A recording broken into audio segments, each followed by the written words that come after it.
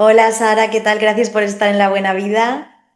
Muchas gracias, Sonia, un placer. Bueno, tú eres psicoterapeuta integrativa especializada en trauma, regulación del sistema nervioso y bueno, hoy vamos a hablar contigo de tu libro que se llama Más allá del dolor, que es un Mm. camino para entender tus heridas y recuperar tu equilibrio interior. Entonces, Sara, para empezar, a mí me gusta siempre que os entrevisto, pues para la gente que no os conoce tanto, que expliques un poquito quién eres. ¿Y cómo llegas un poco Bueno, a dedicarte al trauma y a todo esto y a la terapia?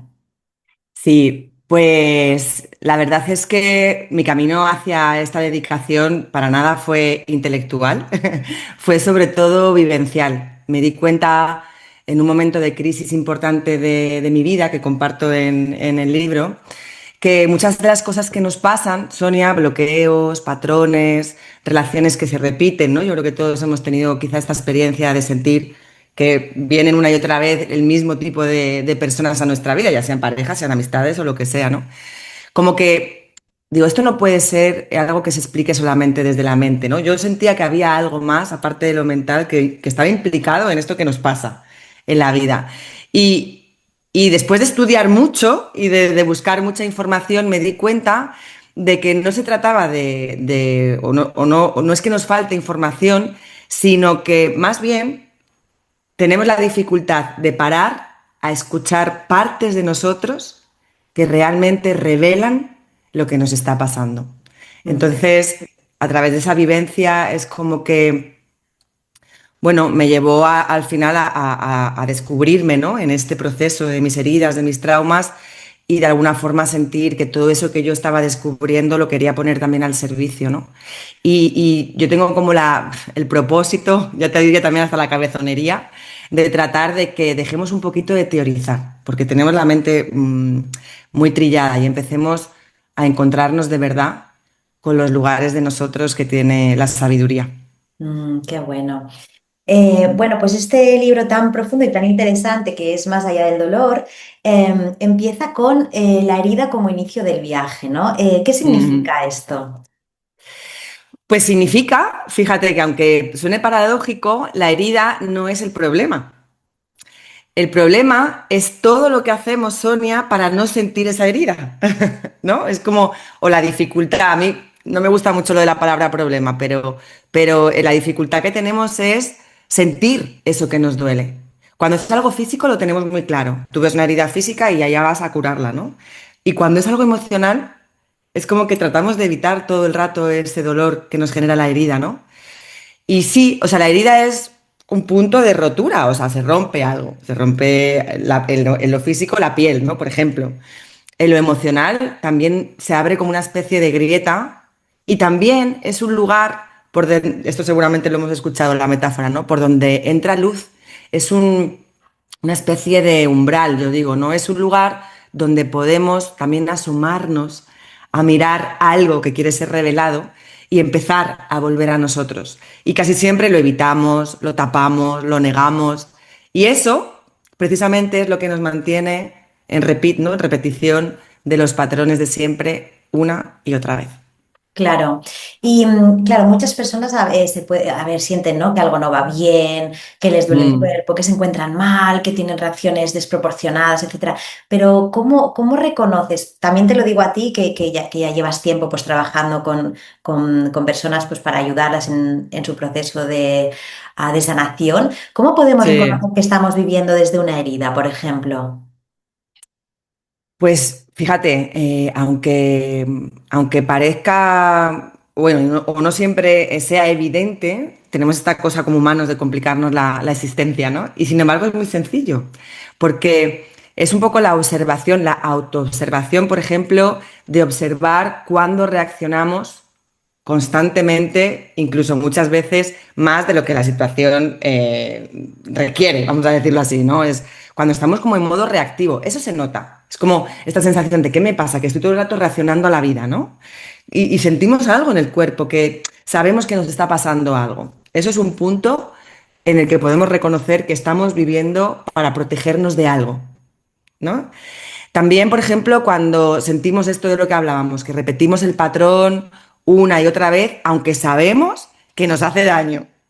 O sea, como yo sé que esto no me beneficia y aún así, como es lo que conozco, pues lo repito una y otra vez. Eso también es un dato de que estamos viviendo desde un lugar de dolor, ¿no? De sufrimiento. Y por ejemplo también, aunque se repite un poco con lo que acabo de decir, pero a veces lo podemos identificar más fácil desde este lugar, es esta sensación de que esto ya lo he vivido antes. Es como, mira, que yo quiero salir de aquí y es que esto yo lo vivo constantemente de diferentes formas, pero esto me pasa, ¿no? Esto me pasa, ¿no? Esta sensación de esto me pasa, ya tampoco sé muy bien por qué me pasa. Entonces, en realidad, fíjate, no es lo que pasa afuera, es lo que ocurre dentro que hace que vivamos las cosas de la misma manera una y otra vez. Y si lo pudiéramos resumir, Sonia, es como cuando algo nos genera dolor y sufrimiento más de lo que seguramente sabemos en algún lugar de nosotras, de nosotros, que debería doler, ¿no? Entonces es probable que no solamente sea algo que me está doliendo en el presente, sino que viene doliéndome desde atrás, desde otro lugar, una herida más profunda. Exacto.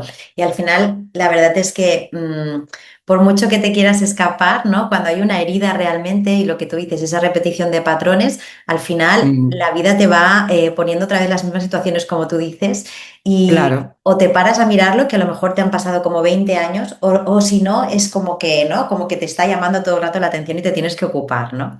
Sí, sí. Claro, es como un warning de, oye, mira, que esto te está pasando para algo, no es para que lo ignores, es para que lo mires. Y Exacto. a mí aquí me gustaría decir una cosa que escuchándote me ha venido, es que a veces es lo mismo, la repetición de lo mismo o de todo lo contrario. O Ah, sea, a veces parece que incluso la fantasía de, mira, a mí me ha pasado, ¿eh? Ya he debido de aprender la lección, ¿no? Porque ahora de repente he traído a una persona que es todo lo contrario. Es lo mismo, dos caras de una misma moneda, porque es la polaridad. El ah. yin trae al yang y el yang trae al yin, ¿no? Entonces es como lo mismo. Entonces también poder observar que si no es exactamente el patrón el mismo o lo mismo que se está materializando, pero es todo lo contrario, sospecha también. Sospecha, porque al final lo bueno está en el equilibrio, ¿no? En el punto El medio. equilibrio. Pues mira, si te Eso. parece, vamos a hablar primero de las heridas. Oye, pues al final hay muchas heridas, pero tú hablas en este libro de las principales, que serían el abandono, el rechazo, la traición, la humillación y Mm. la injusticia. ¿Cuál sería la que más te encuentras en consulta? ¿La del abandono, por ejemplo? Abandono y rechazo suelen ser las más habituales, sí.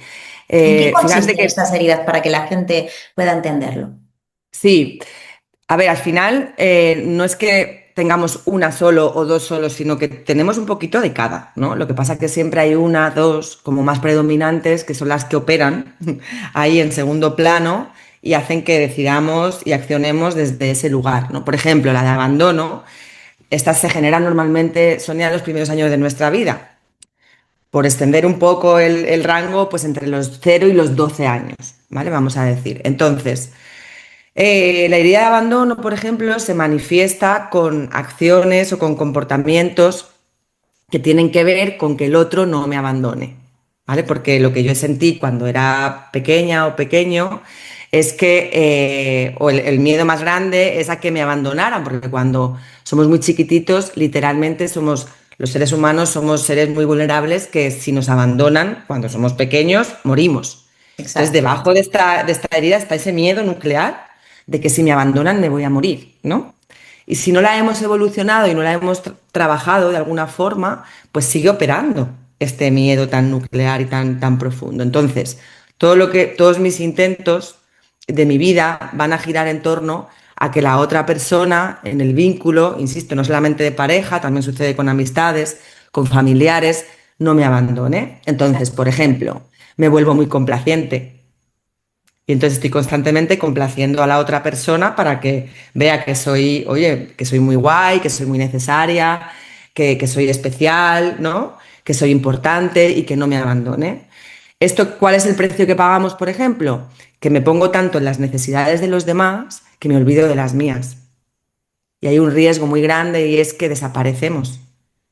Y cuando conectamos, a veces, pues fruto de una separación o de una crisis o de un impacto importante, me doy cuenta y de repente dices, uy, ¿Y yo qué necesito? ¿Yo quién soy? He estado tan preocupada de satisfacer las necesidades de los demás que ahora yo no sé qué necesito, yo no sé qué hago aquí, ¿no? De Claro. alguna forma. Por ejemplo, la del rechazo es bastante similar en comportamiento, aunque tiene algunos matices diferentes. Porque a veces, paradójicamente, para que no nos rechacen, el comportamiento puede ser incluso un poco polar. Es decir, me voy a lo mejor a lo confrontativo. Esto es como cuando los niños quieren tener atención y a veces se portan mal para tener atención.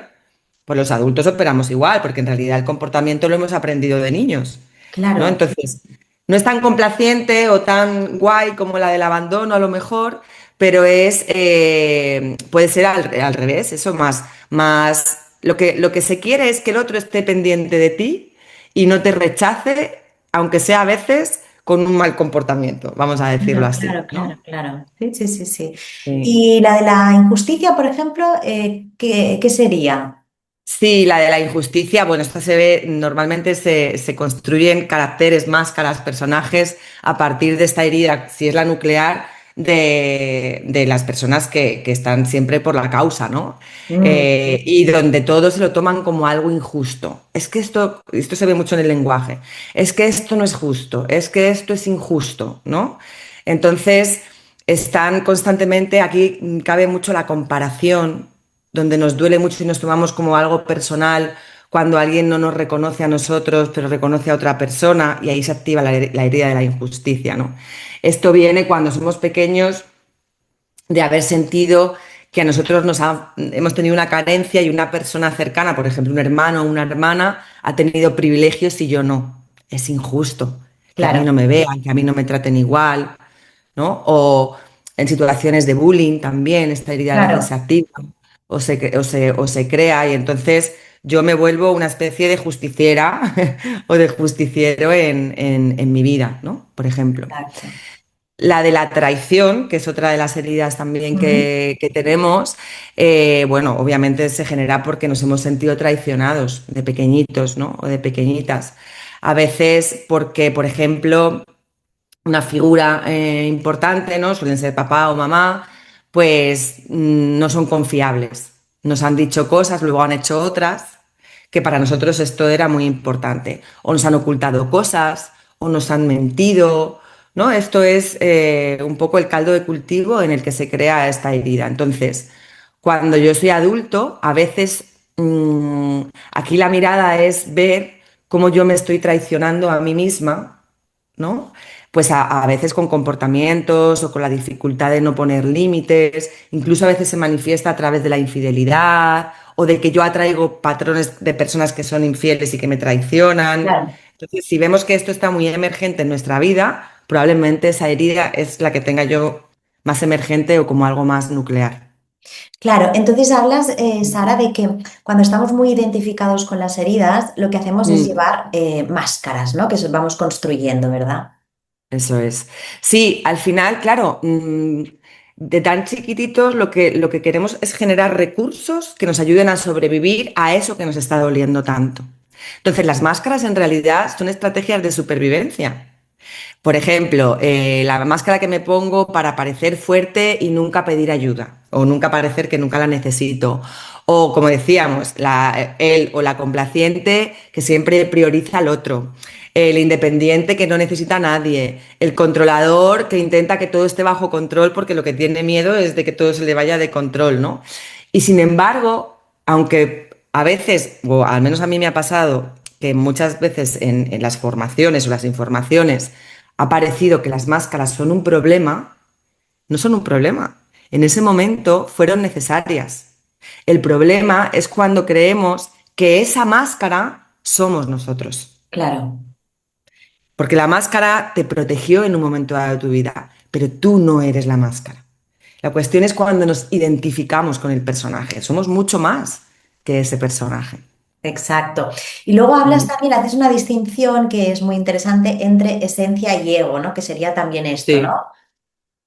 Sí. Sí, claro, al final lo que hemos tapado con las máscaras, con el personaje, es la esencia.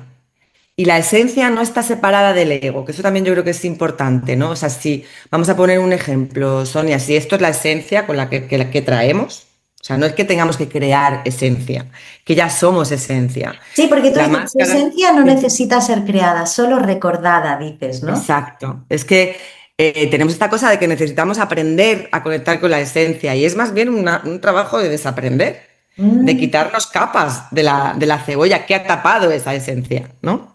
Porque si esta es la esencia, el ego o el personaje o máscaras, como lo queramos llamar, se construye a partir de la esencia. Pero no es que tu ego o tu personaje no tenga nada que ver con tu esencia, se construye a partir de ella. Mucha gente que tiene mucho miedo porque nos cuesta quitarnos la máscara. Es que si yo me quito, si yo ya no soy complaciente, si yo ya no soy salvadora, si yo ya no soy cuidadora, ¿qué soy? Eres lo mismo, pero desde un lugar esencial, sin la necesidad de ponerte esa máscara para sobrevivir. No es que mm, tú no seas buena persona, no es que tú no seas cuidadora, no es que tú no seas ayudador, es que lo haces para sobrevivir o porque realmente te nace desde un lugar esencial, ¿no? mm, Entonces es diferente el desde dónde realmente. Y eso es un poco la diferencia de cuando estamos en la esencia y cuando estamos en el ego. claro, Es, al final la dificultad o el problema se convierte cuando solamente vivimos desde el ego, desde claro. un lugar. Y el ego es el que reacciona constantemente, pero a veces el ego lo necesitamos, porque también nos protege ante algo hostil, donde nos sentimos muy nerviosos, muy vulnerables. El tema es que no le demos todo el rato las riendas al ego para que controle nuestra vida. Hay una frase muy chula que a mí por lo menos me gusta como traérmela, ¿no? Que creo que lo representa muy bien. Dices, el ego es muy mal jefe y muy buen sirviente. Entonces, si lo conoces, tú puedes utilizarlo ponerlo a tu servicio y ver que no sea el ego quien todo el rato lleve las riendas de tu vida. Es un Claro. poco la, Y así a la nivel cosa. práctico, bueno, tú en el libro, aparte de que lo recomiendo porque también citas casos muy concretos y también Mm, recomiendas prácticas, ¿no? Pero, por ejemplo, sí, para saber que estamos actuando desde la esencia, lo que entiendo es que aquella situación que estás manejando te aporta paz, ¿no? Por ejemplo, te aporta calma. Entonces tú sabes que estás desde la sí. esencia, ¿no? ¿Podría ser algo así? Sí, el ego, mira, al final el movimiento orgánico de la vida, si nos fijamos en la respiración o si nos fijamos en el corazón, es expansión, contracción, expansión, contracción. Y no podemos estar todo el rato en la expansión, o sea, tú inhalas y no puedes estar todo el rato en la inhalación, y exhalas y tampoco puedes estar todo el rato en la exhalación. Es un movimiento orgánico que nos da vida. Esta es la vida, ¿no? Entonces, por eso digo que el ego yo no soy negacionista del ego, también es necesario para vivir aquí en esta realidad, ¿no? Y sí, como digo, podemos observarlo e identificarlo. Entonces, el ego reacciona, es decir, contrae. El ego, todo el rato en el ego nos pone en un lugar de contracción. El Mm, ego o el personaje o la máscara rigidiza, porque lo que quiere es sobrevivir y para sobrevivir queremos controlar las situaciones. Y el control nos pone muy tensos, nos rigidiza. Entonces, si estamos identificando que estoy muy rígida, muy rígido, que estoy siempre como en una cosa así como más contractiva, ¿no? Pues quizá puedo ver que es que hay miedos o simplemente no es porque tengamos que quitar eso, es observarlo, claro. es ver qué hay debajo. Y la esencia es más simple, es más presente, es como que no necesita demostrar. Es, como tú decías, nos coloca en un lugar más de calma, más de armonía, más del presente, del aquí Claro. y el ahora. Es un poco, así a grandes rasgos, la Exactamente, diferencia. exactamente, sí, sí, sí. Y hablamos de teoría, pero es verdad que tú en este libro, pues claro, como eres terapeuta somática, entonces hablas del Sí. cuerpo como un mapa sagrado, ¿no? Y hablas pues de diversos autores, del cuerpo lleva la cuenta, etcétera. Ujú. ¿Cómo se manifiesta en nuestro cuerpo todo esto que estamos hablando? Ujú. ¿Y cómo lo trabajamos desde el cuerpo? Sí, pues las manifestaciones, yo creo que además quienes nos escuchen lo van a poder identificar fácil, ¿no? Porque es verdad que el cuerpo no olvida, la mente va a una velocidad que el cuerpo va a otra. Y el cuerpo no olvida lo que muchas veces la mente intenta pasar página rápido, ¿no? Entonces, ¿cómo se manifiesta esto? Tensiones crónicas, ansiedad, fatiga, ¿no? Apatía, fatiga, sintomatología física sin una causa clara, ¿no? Esta cosa de que, o que yo tengo cierta tendencia a tener, no sé, migrañas o cosas digestivas, o pues ahí como que se ve que hay algo que se está queriendo revelar y por lo que sea, pues no estamos dejando que eso se muestre, ¿no? O no estamos viendo la información que hay en este síntoma, en esto que yo estoy sintiendo. Porque que estemos sintiendo eso, por ejemplo, que yo tenga migraña y mi vecino tenga digestiones difíciles, no es casualidad. Si no, todos tendríamos lo mismo. Todos tendríamos la misma manifestación del cuerpo, ¿no? Claro. Entonces, es información y el cuerpo no se equivoca. En el cuerpo no hay error. En ese sistema tan maravilloso que tenemos, el cuerpo informa y no se equivoca nunca. Sí, al final estas emociones que están ahí como bloqueadas se revelan a través de síntomas físicos que tenemos que, ¿no? que atender y que prestar atención porque algo nos están diciendo, ¿no? Sara, ahora se habla mucho de regular el sistema nervioso. ¿Esto qué Sí. es? Y yo me alegro mucho de que se hable mucho porque es muy necesario que muchos nos pongamos en esto, ¿no? Mira, un sistema nervioso desregulado, que yo, por hacer un poco la metáfora, es como tu sistema operativo, ¿no? Todos entendemos el sistema operativo del teléfono móvil, el sistema operativo del ordenador. Nuestro sistema operativo, por hacerlo muy simple, esto, ¿vale? Es nuestro sistema nervioso. Entonces, un sistema nervioso desregulado es un sistema que vive constantemente en alerta. En alerta, eso es como cuando el ordenador empieza. A veces está ese motor del ordenador todo el rato así funcionando y llega un momento que como se satura, se apaga, ¿vale? Claro. Colapsa.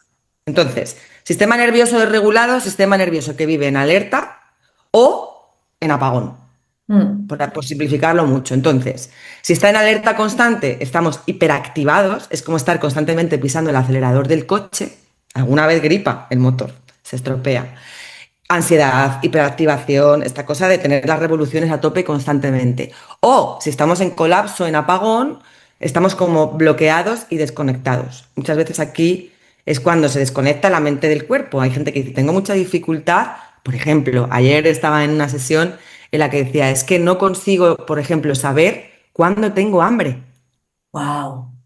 A veces hay tanta desconexión del cuerpo y de la mente que la mente no reconoce cuando el cuerpo necesita comer, por ejemplo, ¿no? Y eso es porque hay un sistema nervioso desregulado. Entonces, claro, la cosa no es, o sea, es conocerlo. Yo siempre digo que el sistema nervioso es como una huella dactilar. Cada uno tiene el suyo y cada uno funciona de una manera, aunque a grandes rasgos haya como una sabiduría general en este sentido. El mío tiene una tolerancia, el tuyo tendrá otra. Qué bonito poder conocerla para saber también cuándo me voy de la ventana de tolerancia, cuándo me estoy hiperactivando, cuándo me estoy hipoactivando. Porque no se trata de estar siempre en un lugar, se trata de saber cuándo te estás yendo de la ventana de tolerancia y de cómo, con diferentes recursos, por ejemplo, el trabajo somático, la respiración, volver al centro, Claro. volver a la regulación, para que tu sistema general pueda reparar, pueda descansar, no estar constantemente de esta manera tan revolucionada, ¿no? Ujú. Y Mm. en todo este proceso que es bajar al cuerpo, escuchar, etcétera, hablas de una parte súper importante que para mí es donde está un poco como, como la mitad del viaje o donde está la clave de desbloqueo, a ver si te parece, que sería cuando ya conectas con tu silencio, ¿no? Con tu vacío. Y tú dices que es un Mm. portal. Y hay mucha gente que, uf, vuelve atrás. O dices, vamos a seguir, ¿no? Sí, sí, el vacío es algo que entendemos como muy incómodo, ¿no? El vacío, el silencio, porque en él hay mucha sabiduría, hay mucho ruido. Yo siempre digo, la gente tiene mucha dificultad de meditar y de ponerse en una cosa así como más silenciosa porque emerge lo que tenemos que ver, ya sea a nivel físico, ya sea a nivel emocional, ya sea a nivel mental. Y creemos que en o nadie nos ha enseñado a sostener lo que emerge en ese vacío, ¿no? Y sin embargo, el vacío fértil es un lugar en el que existen todas las posibilidades. A mí me gusta explicarlo de una manera que yo creo que se va a ver muy fácil. Si tú tienes una taza, yo tengo aquí una taza, realmente el valor de la taza es que está vacía y se puede llenar. Ese es su valor. No es, el valor no es que sea blanca, que tenga un asa, el valor es lo que puede contener esa taza. En el vacío somos un contenedor en el que tenemos infinitas posibilidades, ¿no? Entonces, nos da mucho miedo porque nadie nos ha enseñado a conectar con esto y porque emergen, ¿no? Emociones sobre todo que no sabemos sostener. Pero hay mucha, como diría yo, muchos regalos y mucha oportunidad en ese vacío cuando aprendemos a habitarlo. Este es Mm. el no sé, es que me venía, ¿no? El no sé, el solo sé que no sé nada de Sócrates, ¿no? Esta cosa de que a mí me ha costado como entender realmente esta frase que parece muy obvia, ¿no?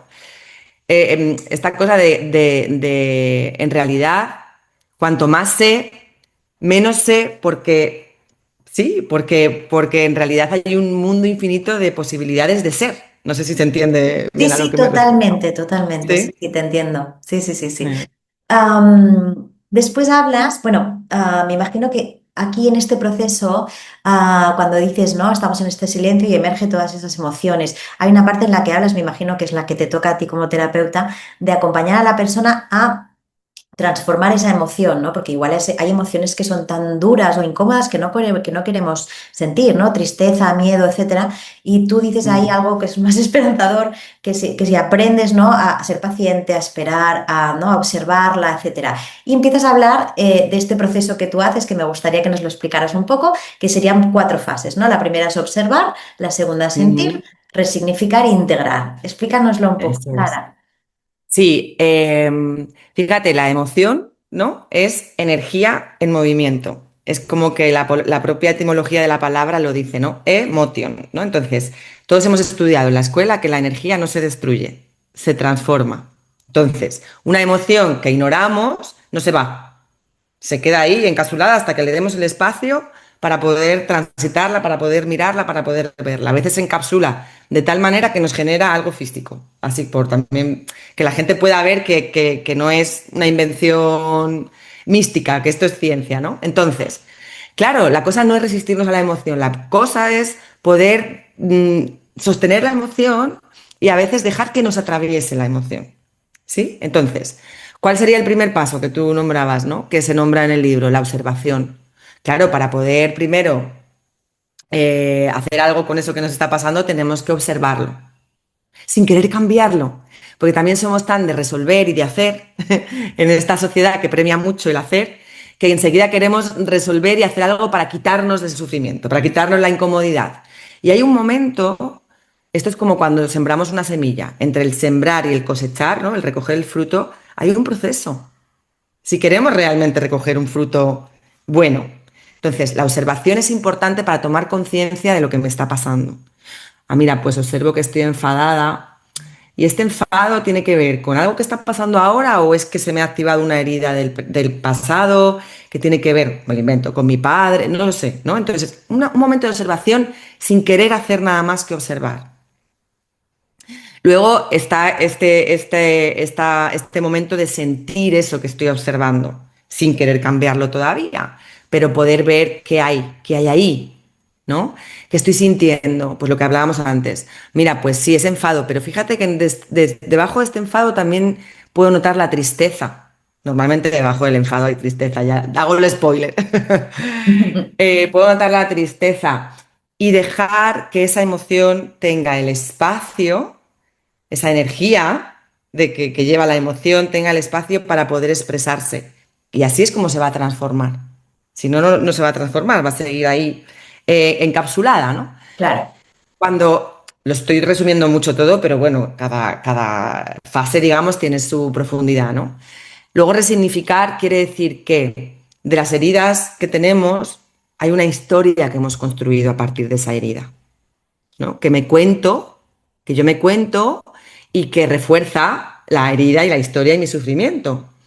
Es un poco, para hacerlo muy así, muy rápido, que nos coloca en un lugar de víctima. Como esto me Claro. pasó, yo me comporto de esta manera. Entonces, qué bonito poder resignificar tu historia, porque tú no eres eso que te pasó, ya lo hemos hablado antes, tú no eres tu herida, ¿no? Entonces, no es quitarle importancia a lo que nos pasó, No Ya, va de eso, que la gente me dice, no, es que lo que me pasó fue muy grave. Claro que sí, fue muy grave, fue muy doloroso, pero tú ahora como adulta o como adulto puedes decidir empezar a vivir desde otro lugar, legitimando lo que te pasó, no es ahora lo voy a olvidar, e integrándolo en tu vida.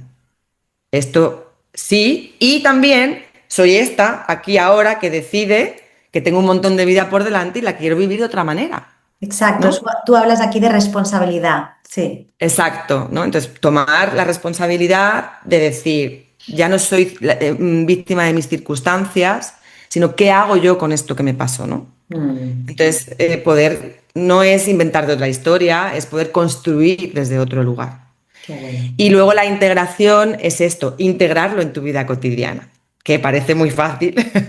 Y luego esto hay que hacerlo porque la cabra tira al monte, Sonia, y los mecanismos Exacto. siempre están ahí y van a seguir van a seguir queriendo salir para volver a tomar las riendas de nuestra vida, ¿no? Entonces, la observación es como que todo esto no es una fase detrás de la otra, ¿eh?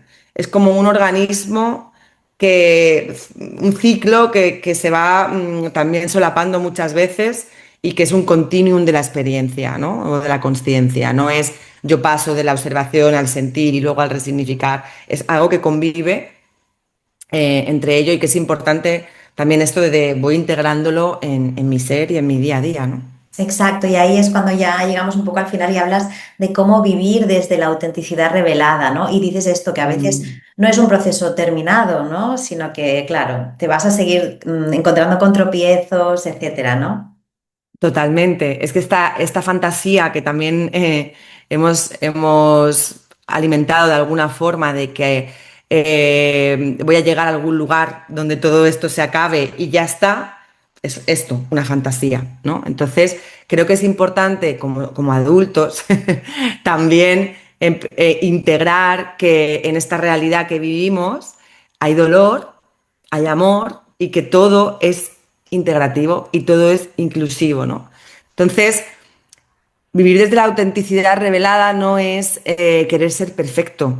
Al final, para mí es un acto de coherencia, de conciencia, de que lo que sientes, lo que piensas y lo que haces esté más alineado.